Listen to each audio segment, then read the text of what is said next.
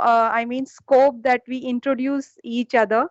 But I'll introduce myself to you because I was not even there in your orientation program as I was on a medical leave. Now I am fine, so I've resumed my work. I'm Dr. Jayalakshmi, and I've done my B.Ed and M.Ed from the same department, and I've done my PhD also from the same department. I'm MSc in zoology and have other degrees too for in my credit, and I will be teaching you this contemporary India and education. So, since we have already wasted so much of time, let's start off with the class. You just tell me what do you mean by this contemporary India and education, and why, as a B.Ed student, you should learn this.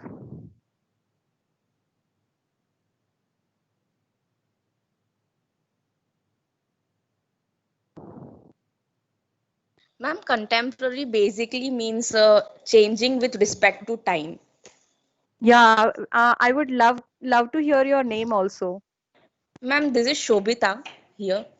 Okay, So okay. in that Shobita. context, I think in education also, education is not a constant phenomena. It's changing according to the needs of the society.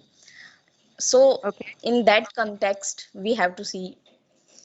Yes. Fine. Okay. But contemporary means something present, right? And in your syllabus, if you see, you also have something related to the philosophers who have passed by, like Gandhiji, Vivekanand, and Tagore, and all. So why that?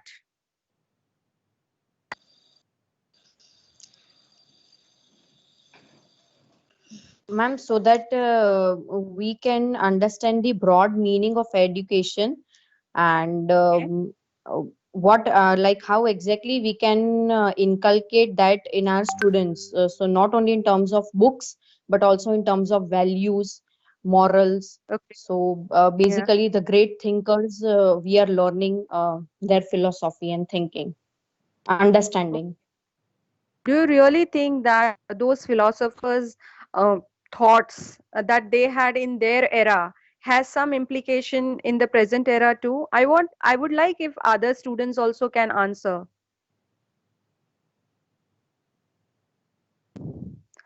Otherwise, Shobita, you can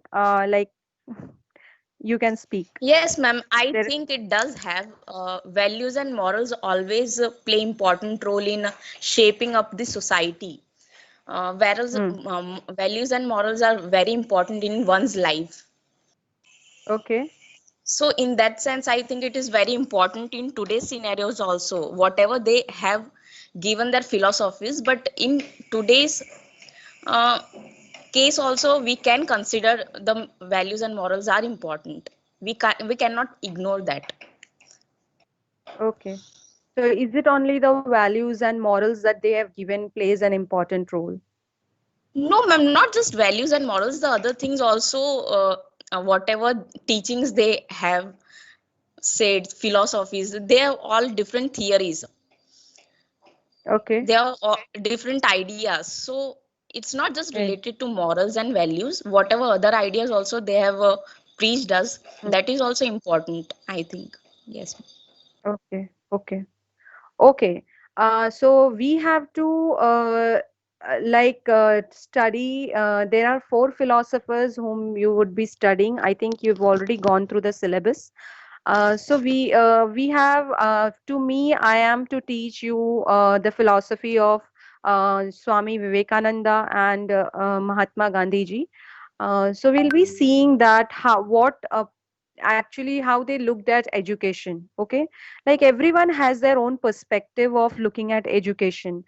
You all know that education is not that what you are like studying in the syllabus. Not only that, okay, or going to the school having discipline. It's not only that. It is how you shape your character and your personality after learning for certain period of time. Okay, so as you know, philosophy word itself, they are philosophers, and the philosophy word itself means love for wisdom. Okay, so because laws philos is philosophy. Sophy is study and philos is wisdom. So love for wisdom is philosophy. Okay.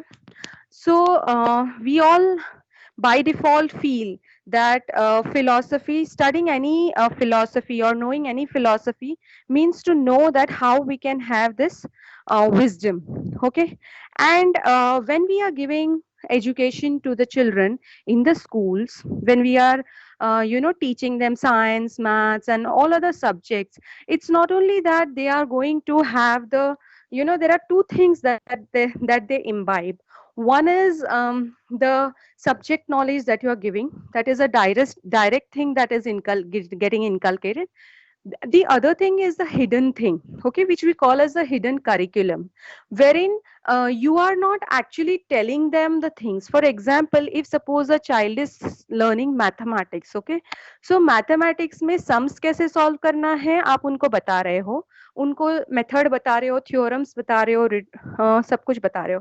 फिर एक बार आपने कोई theorem पे कुछ एक दो sums करा दिया, उसके बाद आप उन लोगों को दूसरे सम्स दे के बोलोगे ये इसी थ्योरम पे बेस्ड है, आप इसको सॉल्व करो। Okay, so at the background, see what mental process the child is undergoing.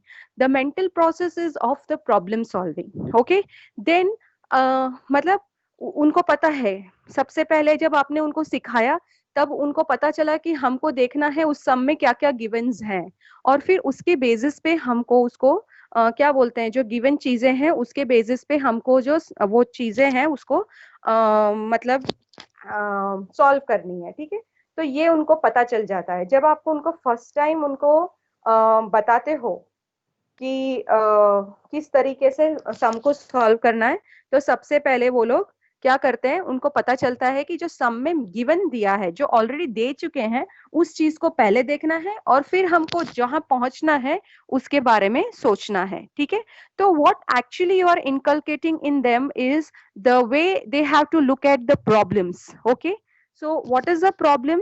Problem यहाँ पे भले मैथमेटिक्स का है, लेकिन उनका दिमाग उस तरीके से ट्रेन हो जाता है कि कभी भी कोई भी प्रॉब्लम आए तो पहले हमें देखना है कि हमारे पास क्या गिवन है, हमारे पास क्या शक्तियां हैं, क्या रिसोर्सेज हैं, और उसके बेसिस पे उस प्रॉब्लम को कैसे सॉल्व करना है। Okay, so I hope you have understood there are two things which are acting parallelly when you are teaching a subject to the child. Okay, so by teaching this, okay, I am taking the same example, ठीक है, problem solving वाला.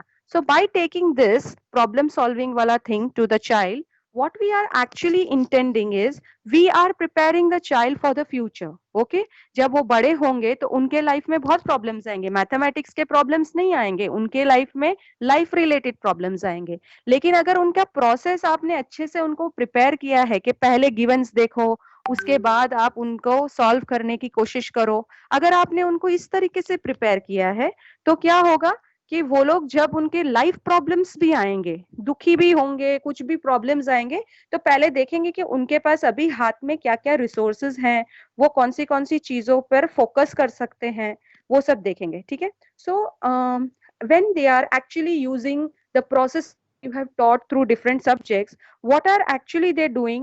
They are actually becoming more and more wise. Okay, what is being wise according to you? What is being wise? वो बताइए आप, किसको wise person बोलेंगे? clever person. हाँ बोलो बुद्धिमान. जी।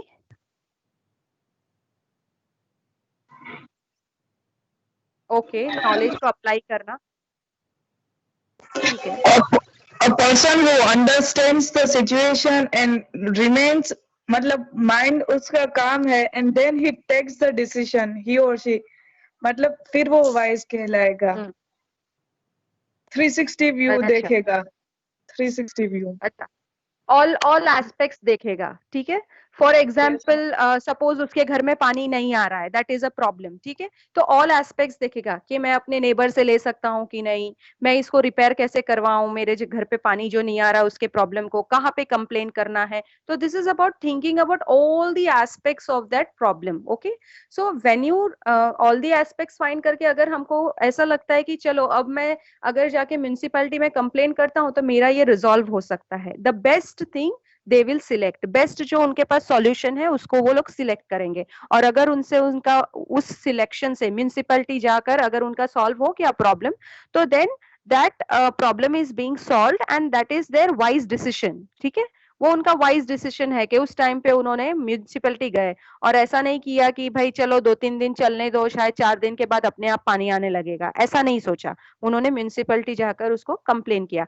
पर उससे पहले उनके पास बहुत सारे ऑप्शंस थे कि 4 दिन बाहर नेबर के पास से पानी ले लेते हैं, या तो फिर बोरवेल बनवा देते हैं क्योंकि ये तो हर बार की प्रॉब्लम है। ऐसे बहुत सारे उनके पास ऑप्शंस थे, लेकिन उन्होंने जो बेस्ट उनको लगा वो यूज किया और उससे उनको फायदा भी हुआ या उनका प्रॉब्लम सॉल्व हो गया।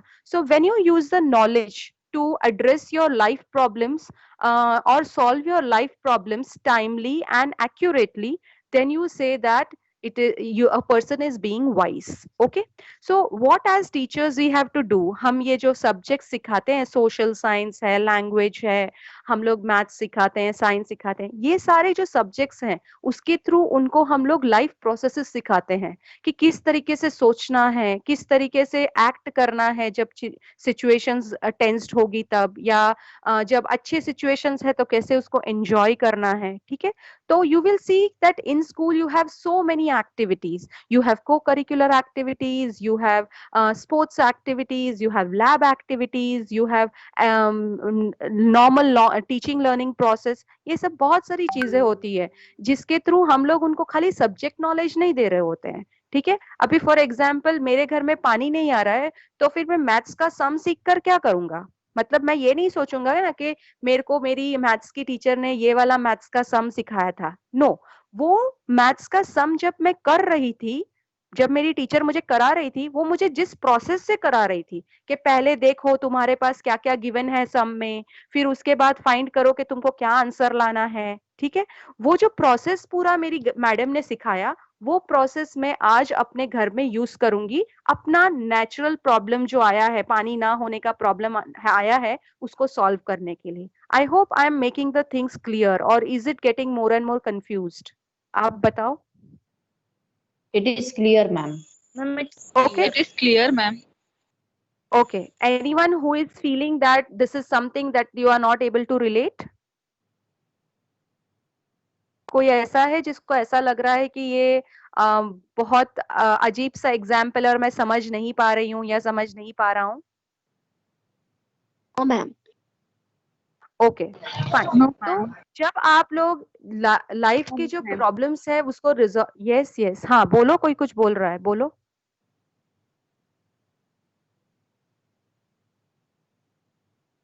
Hello, Please continue, ma'am.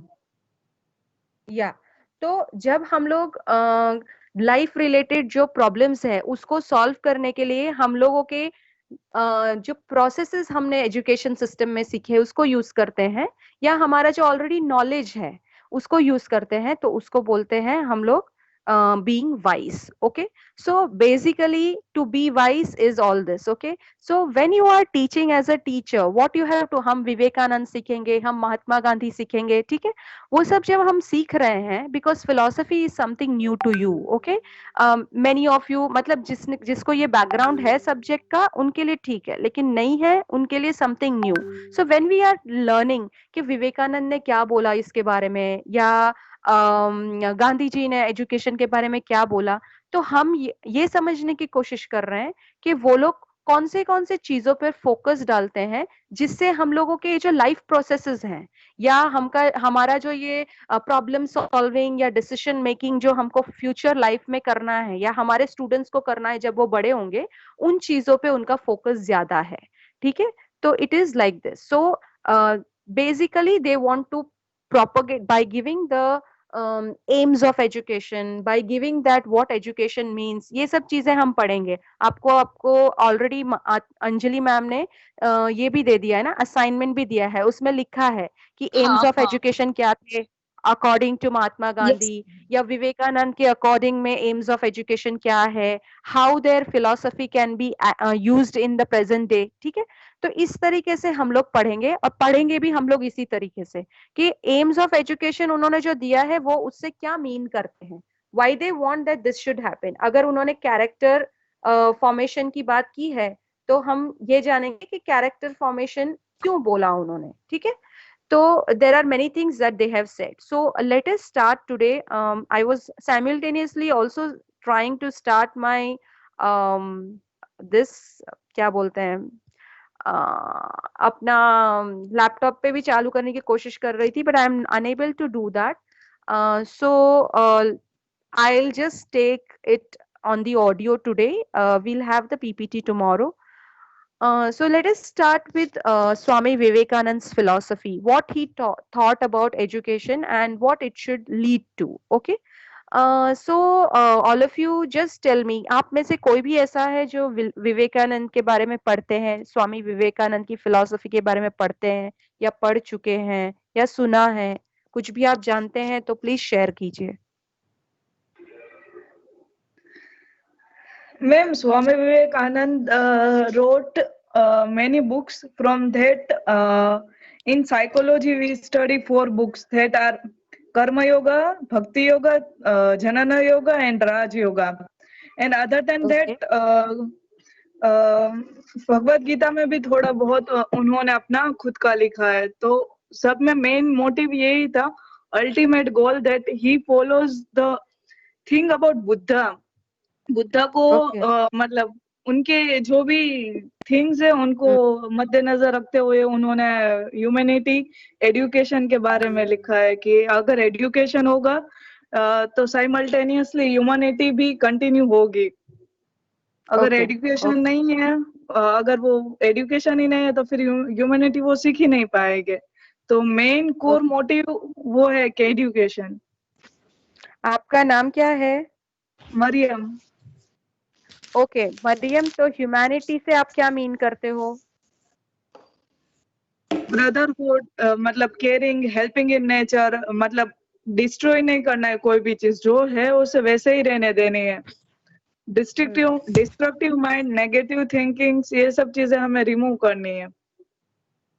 और ये सब चीज कर्म योगा में उन्होंने डिस्क्राइब किया है कि हाउ कर्म योगा इज लाइक, पूरा कैसे है, कैसे है। मतलब मैम ये तो पूरी बुक एक्सप्लेन करना है, इट इजंट इम्पॉसिबल, मतलब पॉसिबल नाउ। एक्सप्लेन मत करो, तुम उसका सिर्फ सारांश बता दो, क्या समझते हो? सारांश ये है कि मैम कोई भी चीज हाँ एजुकेशन में है वो मतलब ये अभी थोड़ी देर पहले ही बोला था कि कोई चीज हम इन्वेंट नहीं करते, जो भी है everything is in our mind.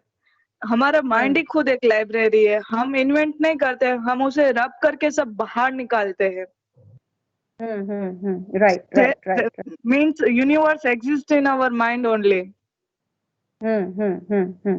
मतलब जो भी हम लोगों को या लाइफ जीने के लिए जो भी हम लोगों को क्या बोलते हैं एबिलिटीज या कैपेबिलिटीज चाहिए, वो सब कुछ हमारे अंदर ही है। We can bring it out, and to bring it out we need education. मतलब आपको एक कोई प्रोसेस तो होना चाहिए ना, जो आपके अंदर की जो भी शक्तियां हैं उसको बाहर ला सके। उसके लिए हम बच्चों को एजुकेट करते हैं, या स्कूल में भेजते हैं, या पहले गुरुकुल में भेजते थे, या मदरसा भेजते हैं। ठीक है, तो ये सारी जो चीजें हैं वो उसके लिए होती हैं। तो let us start with a small sketch of the life of Vivekanand ji. So Vivekanand ji was born in January 12th, 1863. Okay, I have a PPT of this, so I'll be giving you this. Don't worry about it. Okay, then you have where he was born was in Calcutta, and his parents were Vishwanath Datta and Bhuvneshwari Devi. His education was in Kolkata, and he also studied in the Presidency College, Kolkata. Presidency College was a famous college during those times in Kolkata. This is somewhere he was born in 1863. So This is somewhere in 19th century that it happened. Then institution जिसको वो मतलब जिसको उन्होंने build up किया, as you all know, Ramakrishna Mission. Okay, and then he also was part of Vedanta Society of New York. Okay, he died in the early 20th century, that is 1902 July 4th को, ठीक है. So if we see on to his life sketch, what he thought, see, he was a humanist. Okay, as Mariam was saying, he believed in humanist. Okay, what is being humanistic is human should be at the center. Okay, humanistic means जो भी humanistic values है, human survival के लिए जो भी चीजें important है, उन सब चीजों को हमको यूज भी करना है, साथ में उसको सस्टेन भी करना है. ठीक है, आपको उसको वेस्ट नहीं करना है. फॉर एग्जाम्पल, जैसे आजकल हम लोग बात करते हैं कि वो non renewable sources of energy, petrol, diesel etcetera, तो उन चीजों को वेस्ट नहीं करना है, क्योंकि वो ह्यूमन एग्जिस्टेंस के लिए बहुत जरूरी है. तो you have to think in a humanistic perspective. So he was a humanist. Okay, तो ऐसे बहुत सारे फिलोसफीज हैं, जैसे being existentialist, being pragmatist. Okay, इन सब वर्ड्स के बारे में आपने सुना है? ये सब स्कूल्स ऑफ फिलोसफी है. मैं बताती हूँ आपको स्कूल्स ऑफ फिलोसफी क्या है. स्कूल्स ऑफ फिलोसफी मतलब कि देखो, यस, हाँ बोलो मैम. जो आपने एग्जिस्टेंशियलिस्ट का भी जो मेंशन किया, उसको लेके मेरे को एक टर्म याद आई, एग्जिस्टेंशियल क्राइसिस. हाँ, तो मैम वो क्या होता है? आप कौन बोल रहे हो? आप कौन बोल रहे हो? मैम खुशहाल here. Okay. I'm sorry, I'm not able to see you all because I'm on the phone. Yeah. Existentialism is something where you feel that your existence is important. Okay. Whatever you don't see, देखो, ये पहले मैं तुम्हें ये बता देती हूँ कि स्कूल्स ऑफ फिलोसफी क्या होता है. ठीक है, ये जो प्रैग्मेटिज्म, इज्म वाले चीज है, वो सब एक स्कूल्स ऑफ फिलोसफी है. ठीक है, देखो, सोसाइटी जो है वो एक लार्ज ग्रुप ऑफ पीपल से बनती है. ठीक है, तो कुछ लोग कुछ सोचते हैं, कुछ लोग कुछ सोचते हैं. जैसे हमने सुना है कम्युनिस्ट लोग होते हैं, मार्क्सिस्ट लोग होते हैं, फिर कांग्रेसी होते हैं. ठीक है, तो उन लोगों की जो सोच होती है, तो जो सिमिलर सोच वाले होते हैं वो सब इकट्ठे होकर कुछ काम करते हैं. ठीक है, सोसाइटी में ऐसे ही होता है. तो स्कूल्स का मतलब ये है, यहाँ पे स्कूल्स ऑफ फिलोसफी का मतलब ये है कि जो सिमिलर थॉट्स वाले लोग हैं, उन लोगों का इकट्ठा कर हम लोग उनकी फिलॉसफी को पढ़ते हैं. यानी वो लोग क्या सोचते थे सोसाइटी के बारे में और एजुकेशन के बारे में, वो हम पढ़ते हैं. ठीक है, तो ऐसे अलग अलग स्कूल्स ऑफ फिलॉसफी है. अलग अलग स्कूल्स ऑफ फिलॉसफी मतलब अलग अलग थॉट्स हैं लोगों के एजुकेशन के बारे में. तो एक है ह्यूमैनिस्टिक फिलॉसफी, एक है एग्जिस्टेंशियलिस्ट फिलॉसफी, एक है प्रैग्मेटिज्म या प्रैग्मेटिस्ट फिलॉसफी. ठीक है, तो ऐसे हमारे पास 5 फिलोसफीज हैं. Okay, we have such 5. फिर एक है आइडियलिस्टिक फिलोसफी, जिसमें लोग बहुत आइडियलिस्टिक होते हैं. तो आज हम ह्यूमैनिस्टिक फिलोसफी की बात कर रहे हैं, क्योंकि जो स्वामी विवेकानंद थे वो ऐसा समझते थे कि ह्यूमन एग्जिस्टेंस के लिए जो भी चीज इंपॉर्टेंट है उसको हमें यूज भी करना है, चाहे रिसोर्सेज हैं, चाहे नॉलेज है, उसको हमें यूज भी करना है और उसको सस्टेन्ड भी रखना है, यानी आगे की जनरेशन को यूज कर सके वैसा भी रखना है. ठीक है, अब ये जो एग्जिस्टेंशियलिज्म के बारे में जो खुशहाल पूछ रहा था, उसके बारे में हम कल बात करें. एग्जिस्टेंशियलिज्म का बेसिक बता देती हूँ. उसका मतलब ये है कि जो एग्जिस्टेंस है, ठीक है, जिंदा रहने के लिए. जी हाँ, बोलो. मेरा क्वेश्चन ये था, एग्जिस्टेंशियल क्राइसिस. हाँ, एग्जिस्टेंशियल क्राइसिस की बात करेंगे हम. पहले एग्जिस्टेंशियलिज्म समझ ले. Okay, existentialism. तो एग्जिस्टेंशियलिज्म समझने के लिए हमें ये जानना है कि एग्जिस्टेंशियल फिलॉसफी ये होता है कि आपकी एग्जिस्टेंस के लिए आपको जो भी जरूरी है वो आपको यूज करना है. ठीक है, सही है गलत है नहीं देखना है, जो भी जरूरी है that you have to do. Okay, for example अगर आप लोगों ने लाइफ ऑफ पाई करके एक मूवी था वो देखा हो, जिसमें एक बड़ी शिप थी जिसके अंदर दो एनिमल्स थे शायद और एक पर्सन था. अब उसमें खाना वाना कुछ नहीं बड़े शिप में, ठीक है, और वो धीरे धीरे शिप जो है सिंक हो रहा था क्योंकि उसमें पानी अंदर घुस रहा था.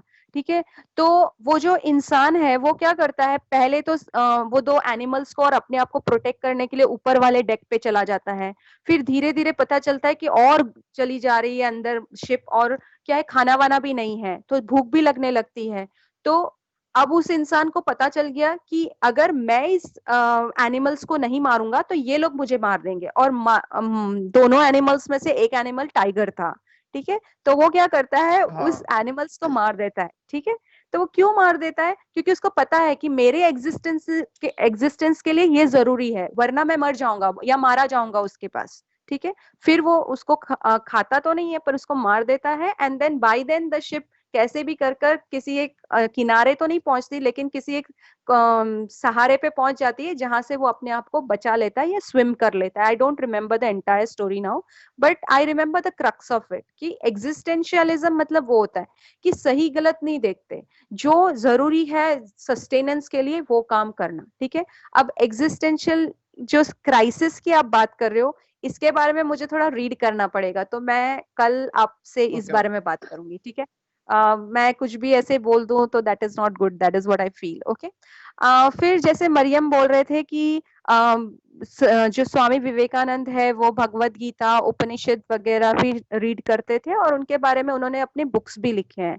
ठीक है, इवन वो वेदांता को भी बहुत फॉलो करते थे. ठीक है, सो उनको ऐसा लगता था कि अगर अगर देखो ह्यूमैनिस्टिक है यानी ह्यूमन एग्जिस्टेंस, ह्यूमन को कैसे ट्रेन किया जाना चाहिए अच्छी तरीके से वो ज्यादा इम्पोर्टेंट है. ठीक है, तो वो ऐसा समझते थे कि हर एक जो घर है वहां पे रिलीजियस एटमॉस्फेयर होना चाहिए. ठीक है, क्योंकि वो ऐसा बिलीव करते थे कि जो रिलीजन है वो हम लोगों को माइट देता है. माइट मतलब कि शक्ति देती है, जिसकी वजह से हम लोग और अच्छा परफॉर्म कर सकते हैं या और अच्छा लिविंग लिव कर सकते हैं, और उससे हमको बहुत सारे वैल्यूज और वर्च्यूज मिलते हैं जिसकी वजह से हम लोग अपना लाइफ बहुत अच्छे से जी सकते हैं. ठीक है, देन ही वो नॉलेज के बारे में भी बहुत कुछ सोचते थे कि लोगों के पास नॉलेज भी बहुत होना चाहिए, और वो रामकृष्ण परमहंस के भक्त थे, वो तो आप जानते हो, ही वॉज अ डिसाइपल, वो उनके स्टूडेंट थे. ठीक है, फिर वो ऐसा सोचते थे कि the bliss of discerning knowledge मतलब आपका मेन एम जो है लाइफ का वो ये होना चाहिए कि जो भी आपके पास नॉलेज है वो दूसरों को मिलना चाहिए. ठीक है, लेकिन आजकल के दुनिया में हम लोग क्या देखते हैं कि अगर अपने पास नॉलेज है तो छुपा के रखो, किसी और को मत दो. ठीक है, इसीलिए उन्होंने क्या किया, अपने नॉलेज को स्प्रेड करने के लिए वो एक मॉन्क बन गए या एक सन्यासी बन गए, और अलग अलग जगह पर जाते थे जहाँ पे वो अपना जो भी नॉलेज है वो शेयर करते थे. जो भी उनको रामकृष्ण परमहंस जी से मिला था वो उन्होंने सबके साथ शेयर किया. ठीक है, so this is about a small life sketch of him. Now let us see what he thought, उनका एक्चुअल फिलॉसफी क्या था. वो ऐसा सोचते थे कि each soul is potential. Hello, I think we have hello come with, to the end of the class, so we'll हम बाद में बात करें next tomorrow, day after tomorrow हमारा क्लास है. Yes 1:30 ma'am. p.m. Okay, then you can leave the meet. Okay, attendance का I'll take the attendance day after tomorrow जो भी आए हैं वो, and I feel you all will be क्या बोलते हैं, I have 90 students in the meeting, so I feel you all will be आप लोग मुझे बताओगे कि आप सब प्रेजेंट थे कि नहीं, because right now phone पे I don't think I can download this. Okay, ma'am. fine, then you can all leave the meet. Yeah, thank you. Okay. Thank you, ma'am. Yeah.